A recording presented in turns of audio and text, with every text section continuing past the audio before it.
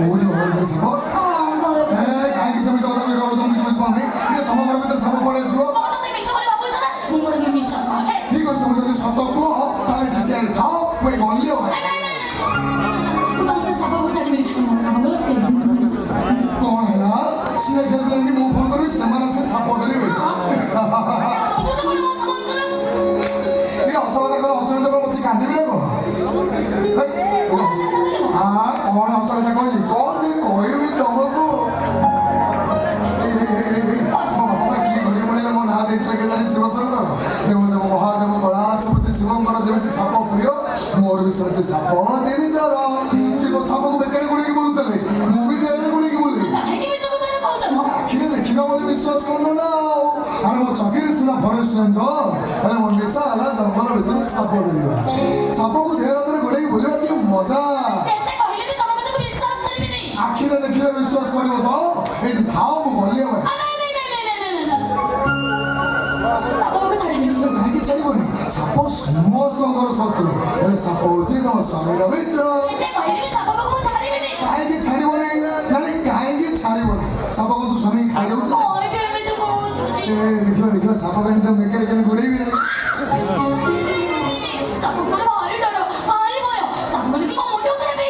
ତମ ମୁଣ୍ଡ ଖରାପ କରିବା ଦରକାର ତମେ ଗୋଟେ କାମ କର ତମେ ଏଠି ଥାଅ ମୁଁ ଯାଉଛି ଯିବି ସାପକୁ ପେଡ଼ି ଭିତରେ ପୁରେଇକି ନେଇ ଆସିବି ଆରେ ଦୂରରେ ରହିଲେ କେମିତି ବୁଝିବ ପାଖକୁ ଆସୁନ ବୁଝେଇ ଦଉଛି ସତ କହିବି ନା ମିଛ ଲାଗିବନି ମୋ ଦେହ ଛୁଁ କଥା କଣ କି ତମକୁ ଟିକେ ଡରେଇବା ପାଇଁ ତମ ଘର ଭିତରେ ନେଇ ମୁଁ ସାପ ଚାହିଁଥିଲି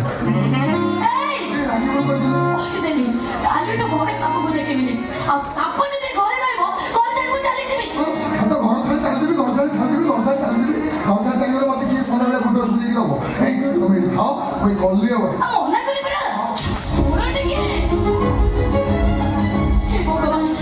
ସାପ ପାଖକୁ ଗଲେଣି ମୋ ଗୋଡ଼ ହାତ ଏମିତି ଧରିଲାଣି ମୁଁ କଣ କରିବି ହେ ଦେବଦେବ ମହାଦେବ ମୋ ସ୍ୱାମୀକି ବଞ୍ଚେଇ ଦିଅ ପ୍ରଭୁ ମୋ ସ୍ୱାମୀକି ବଞ୍ଚେଇ ଦିଅ ମୁଁ କଣ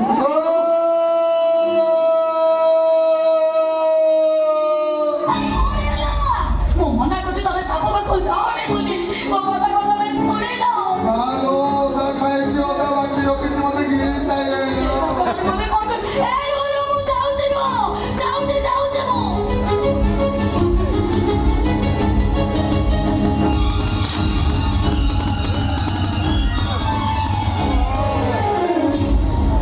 ମୁଁ ମିଛରେ ମରିଗଲି ବୋଲି ଚିନ୍ତା କରୁଥିଲା କଣ ସତରେ ସାପ ଖାଇଗଲେ ନା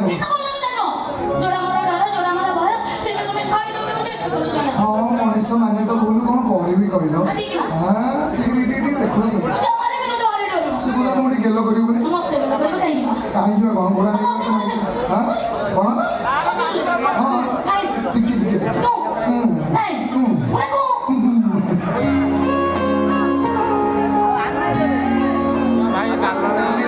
ସାପକୁ ସିନା ସଦସ୍ୟ ଦେଖିବନି ଫୋନରେ ଟିକେ ଦେଖୁନା ଫୋନରେ ନ ଦେଖିଲେ ତମ ସ୍ୱାମୀର ପରାକ୍ରମ ବିଷୟ ଲୋକମାନଙ୍କୁ କେମିତି କହିବ ତମ ସ୍ୱାମୀ କେମିତି ଜଙ୍ଗଲ ଭିତରକୁ ଯାଏ କେତେ ପ୍ରକାର ସାପକୁ ସବୁ ଧରେ ସାପକୁ କେମିତି ଦେହ ହାତରେ ଗୋଡ଼େଇକି ବୁଲେ ଲୋକମାନେ କେମିତି ଜାଣିବେ ଛୋଟ ଛୁଆ ଡେ ମାରିକି ପଳଉଛୁ କଣ ଲାଗୁଛି ଏଇ ହିରୋ ମାଲ କଦଳୀ କଣ ପଡିଛି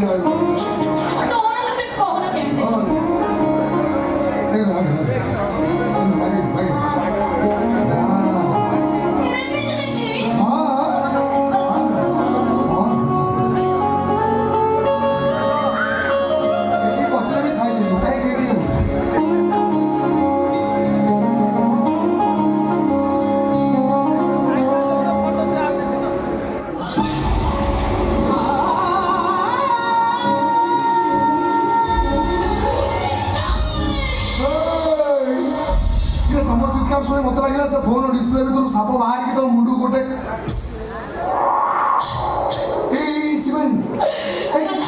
କାନ୍ଦୁଛ କାହିଁକି ତମ କାନ୍ଦ ଦେଖିଲେ ଲୋକମାନେ କଣ ଭାବିବେ ଜାଣିଛ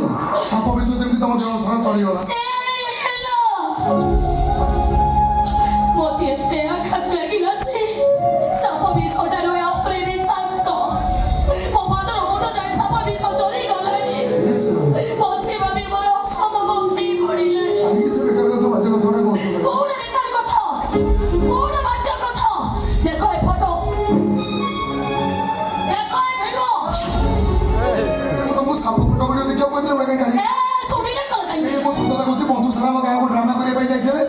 स्टेज ऊपर गोटे हिरोइन सागर से बड़ा मिଛ କହିବାକୁ ଚେଷ୍ଟା କରନି କହୁଛି ଫଟୋ ଭିଡିଓ କହୁଛି ସତର ସତର ଗୋଟେ ଝିଅକୁ ତମେ ବାହା ହେଇଥିଲ ଆସ ବନ୍ଦ କରି କହୁଛି ତମେ କଣ ତମ ଚରିତ୍ର କଣ ମୁଁ ବୁଝି ସାରିଲିଣି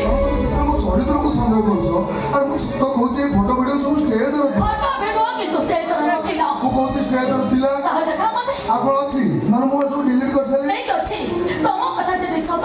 ତାହେଲେ ସେ ଫଟୋ ଭିଡିଓ ତମେ ଡିଲିଟ କଲ କାହିଁକି ତମେ ମତେ ସନ୍ଦେହ କର ମୁଁ ତମକୁ କେବେ ବିଶ୍ୱାସ କରିପାରିବିନି ମୁଁ ତମ ଗୋଡ ଧରୁଛି ମୋ କଥା ମିଛ କହିବାକୁ ଚେଷ୍ଟା କରନି କହୁଛି ସତ କହୁଛି ତମ କଥାକୁ କେବେ ସତ ବୋଲି ମାନି ପାରିବିନି ଅମାନ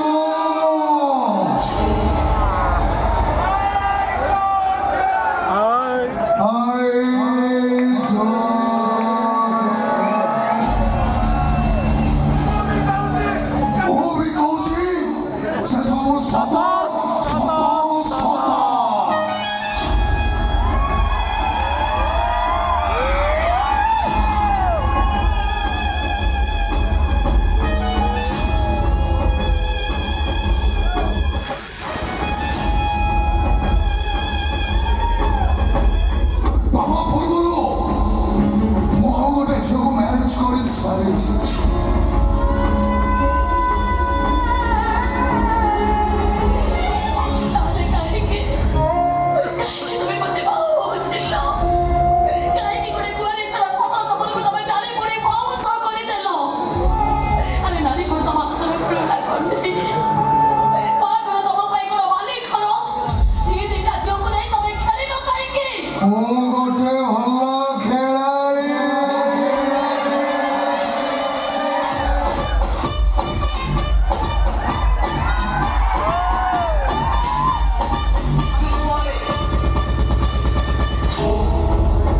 ଖେଳିଲେ ଅସୁବିଧା ରହିଲା କୁ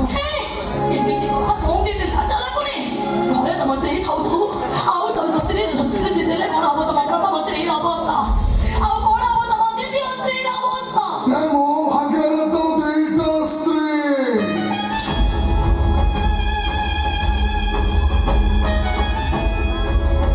ମୁଁ ଏତେ କଥା ଚିନ୍ତା କରିବି କାହିଁକି ଏ ରାଜା ଦଶରଥଙ୍କର ତିନିଟା ସ୍ତ୍ରୀ ଥିଲେ ମୋର ତ ଗୋଟାଏ କମି ଯାଇଛି ମୁଁ ହଉଛି ହର ସପ୍ତାହକୁ ଗୋଟେ ବାହା ହେଇ ତାଙ୍କ ସାଙ୍ଗରେ ସମାନ ହେ ଭଗବାନ ତମେ ଯେମିତି ମଣିଷ ତମକୁ ଚିହ୍ନିବାରେ ମୋର ଭୁଲ ହେଇଯାଇଥିଲା ଆରେ ଘରେ ଯଦି ତମ ସ୍ତ୍ରୀ ଥିଲା ତାହେଲେ ମତେ ବାହୁଥିଲ କାହିଁକି ମୁଁ ବି ସେଇ ପ୍ରଶ୍ନ ତତେ ପଚାରୁଛି ତୁ ମତେ ବାହାଉଥିଲୁ କାହିଁକି ଓ ସରକାରୀ ଚାକିରିଆ ସ୍ୱାମୀ ପାଇବି ଫରେଷ୍ଟ ରେଞ୍ଜରଙ୍କ ଦରମା ଯେତିକି ଦରମା ତାଠୁ ବେଶୀ ଟଙ୍କାର ଗଦିରେ ଶୋଇବି ସୁନା ଅଳଙ୍କାର ଭାବୁଛି ମତେ ବିଶ୍ୱାସ କର ତମ ଟଙ୍କା ସୁନା ଉପରେ ମୋର ଟିକେ ବି ଲୋଭ ନଥିଲା ପ୍ରେମର ମାୟା ଜଲରେ ତମେ ମତେ ଏମିତି ଛନ୍ଦି ଦେଲ ଯେ ଝିଅମାନେ ଭାରି ଚାଲାକ ନୁହଁ ପ୍ରଥମେ କାଦୁଅ ରାସ୍ତାରେ ଚାଲିବାକୁ ଭାରି ଭଲ ପାଏ ଯେମିତିକି କାଦୁଅ ଦେହରେ ଛିଡ଼ିକି ଲାଗିଯିବ ସାଙ୍ଗେ ସାଙ୍ଗେ ଟୋକାମାନଙ୍କୁ ତ ଶୁଣେଇଦେବି ସଭା ସଭା କଣ କଣ ତୋର ଦରକାର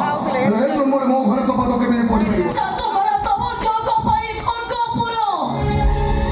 ସେଇ ସ୍ୱର୍ଗପୁରକୁ ଯିବା ପାଇଁ ସବୁ ସ୍ୱର୍ଗର ସୌଭାଗ୍ୟ ଆରେ ସବୁ ଜନ୍ମ ସଦର ଯୋଗ ତୁଳନା କରିବା ପାଇଁ ଚେଷ୍ଟା କରନି କାହିଁକି ତୁଳନା କରିବିନି ମୋର ଭୁଲ କୋଉଠି ରହିଲା ମୋର ଦୋଷ କୋଉଠି ରହିଲା କୋଉ ଦୋଷ ପାଇଁ ମୋ ଶାଶୁଘରେ ମୋ ପାଦ ପଡ଼ି ପାରିବନି ଠିକ ଅଛି ଯୋଉଦିନ ତୁ ତ ଶାଶୁ ଘରେ ପାଦ ପକେଇବୁ ମୁଁ ସମସ୍ତଙ୍କୁ କହିଦେବି ମୁଁ ତତେ ଜାଣିନି କିଛି ନିବାସ କଣ କହିଲ ତମେ ତମେ ମତେ ଜାଣିନା ତମେ ମତେ ଚିହ୍ନିନା ଆରେ ମୋ ବାପା ଚାଲିଗଲା ପରେ ମୁଁ ତ ବାହା ହେବାକୁ ମନା କରୁଥିଲି ତମେ ମତେ କଣ ପାଇଁ ବାହା ହେବାକୁ ବାଧ୍ୟ କରିଥିଲ କେମିତି ବାଧ୍ୟ କରିବିନି ମୁଁ ଫରେଷ୍ଟ ରେଞ୍ଜରକୁ ତୋ ବୋପା ଥିଲା ଫରେଷ୍ଟ ଗାର୍ଡ ମୋର ଆଗରୁ ଗୋଟେ ସ୍ତ୍ରୀ ଥିଲା କଥା ଜାଣି ସାରିବା ପରେ ବୁଢ଼ା ତୋ ସହିତ ମୋ ବାହାଘର କରିବାକୁ ସେମାନେ ରାଜି ହେଲା ତୁ ଜାଣିଛୁ ପୋଲିସ ଜାଣିଛି ଫରେଷ୍ଟ ଡିପାର୍ଟମେଣ୍ଟ ବି ଜାଣିଛି ତୋ ବାପାକୁ ଜଙ୍ଗଲ ଭିତରେ କିଏ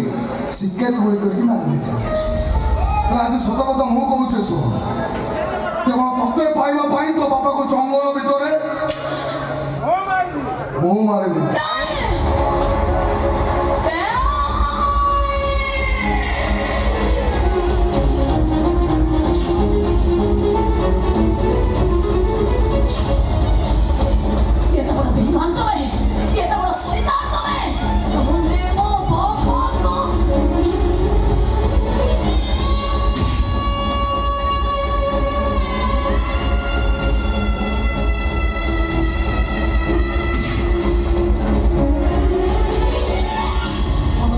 চেষ্টা করছিল না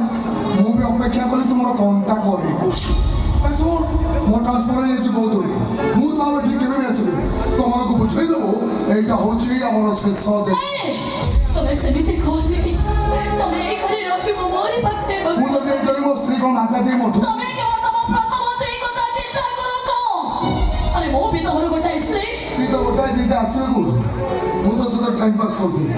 ଟାଇମ୍ ପାସ୍ ସରିଗଲା ହାତରୁ ସଙ୍ଗା କଲ ମତାର ସୁନ୍ଦର ବସ ତୁ ଏଇ ପଡ଼ିଛୁ ମୁଁ ଏଇ ପଡ଼ିଛି ମୋ ହାତରୁ ସଙ୍ଗା କରିପାରିବିନି କି ମତାର ସୁନ୍ଦର ପୋଛି ପାରିବିନି ମୁଁ କଣ ନାହିଁ ମୁଁ ବନ୍ଦ କରେ ସବୁ ଆରେ ମୋ ପରିସ୍ଥିତି ଟିକେ ବୁଝିବାକୁ ଚେଷ୍ଟା କର ତମ ଛଡ଼ା ଏ ଦୁନିଆରେ ମୋର କେହି ବି ନାହାନ୍ତି ଆରେ କିଏ କହିଲା କେହି ନାହାନ୍ତି ବୋଲି ମୁଁ ଗଲା ପରେ ଆଉ ଗୋଟେ କାହାକୁ ବାହା ଅସମ୍ଭବ ଏ ଜନ୍ମରେ ମୁଁ ଆଉ କାହାକୁ ଗ୍ରହଣ କରିପାରିବିନି ତମେ ୟାର ତମେ ମୋର ଶେଷ ମୁଁ କିନ୍ତୁ ମୋ ମନକୁ ବୁଝେଇ ସାରିଛି ତତେ ମୁଁ ଜାଣିନି କିଛି ନେନି ବସ୍ ତମ ମନକୁ ବଦଳେଇ ଦିଅ ତମେ ତମ ଘରକୁ ଲଢ଼େଇ ପଡ଼ କିନ୍ତୁ ଏ ଦୁନିଆ ଆଗରେ ମୋ ସ୍ୱାମୀର ପରିଚୟଟା ମୋତେ ଦେଇଦିଅ ଆରେ ମୁଁ ତ ସ୍ୱାମୀ ନବ ବୋଲି ମୁଁ ମାଇଣ୍ଡ ମେକଅପ୍ କରି ସାରିଛି ଖାଲି ଯିବା ପୂର୍ବରୁ ତ ହାତର ସଖା ଖୋଲିବା ବାକି ଅଛି ମତାର ସୁନ୍ଦର ଭୟ କର ମୋତେ ତମେ ମୋତେ ଦୂରେଇ ଦେବେ ପଡ଼ିଲା ନଈ ଶୁଣେ ମୁଁ ଭାସିଯିବି ଏ ଗାଁ ଲୋକମାନେ ମୋତେ ଗାଁରୁ ବାହାର କରିଦେବେ ଏ ଗାଁରୁ ବାହାରି ଗଲା ପରେ ମୁଁ ରହିବି କୋଉଠି ବଞ୍ଚିବି କେମିତି ଦୟା କର ମୋତେ ମୋତେ ଏତିକି ଟିକେ ଦୟା କର ଗୋଡ଼ ଛାଡ଼ ମନରେ କହୁଛି ମୋ ଗୋଡ଼ ଛାଡ଼ ମୋ ଗୋଡ଼ ଛାଡ଼ ତୁମମାନଙ୍କୁ ବୁଝାଇ ଦେ এইটা হচ্ছে আমার শেষ দেখা